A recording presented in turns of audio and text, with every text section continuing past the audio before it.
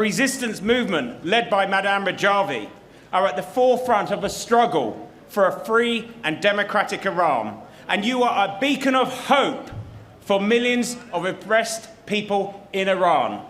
And for that, we are thankful. We can feel it in the air, the hope of so many people through the construction of this camp. Yesterday, many of my colleagues and I were given a tour of the museum, and we saw the evidence of the regime's vicious persecution of so many of you, human rights violations and acts of terrorism across the world. And we heard first-hand testaments from many of those victims. And these stories touched us. But we are already aware of who is responsible for this. We're aware of the IRGC, the Supreme Leader, the Judiciary, and the Intelligence Ministry are all responsible for your persecution. But we need the world to be aware of that as well. Your story must be heard. And through initiatives like the museum, it will be. Your story will not be silenced. That is why my colleagues and myself in the UK Parliament have, in a cross-party effort, urged our government to prescribe the IRGC as a terrorist organisation.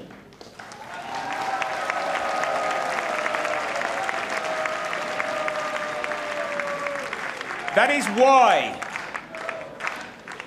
I support the American sanctions against the Supreme Leader's office and urge our government to follow this step, as well as to increase the number of people, number of officials on its sanction list over human rights violation in Iran. I can assure you that the cause of human rights, freedom and democracy in Iran has widespread support amongst all my colleagues here from the Houses of Parliament. And that support also includes support for Madame Rajavi's 10-point plan. This is a plan that gives a future for Iran, which provides a clear and viable alternative to the current theocratic regime. Madame Rajavi, your platform abolishes the death penalty. It prohibits torture and other barbaric punishments that the regime uses today, such as murder of young people, gouging out eyes, and systematic torture amongst so many people. But your plan also signs up Iran to the UN Charter and establishes an independent judiciary. These are all values that are close to our hearts, all of us here today. And they are at the centre of our democracy in the United Kingdom.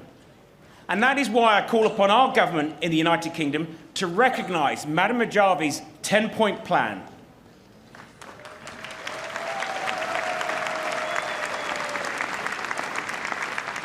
We want the UK government to recognise the democratic platform of Madame Rajavi. And we want the Iranian people's right to change the regime for a better future. Now, I could speak for the next hour about this issue, and indeed each and every one of my colleagues could do the same. But there's only one thing that we need to say. Hoyza! Hoyza! Hoyza!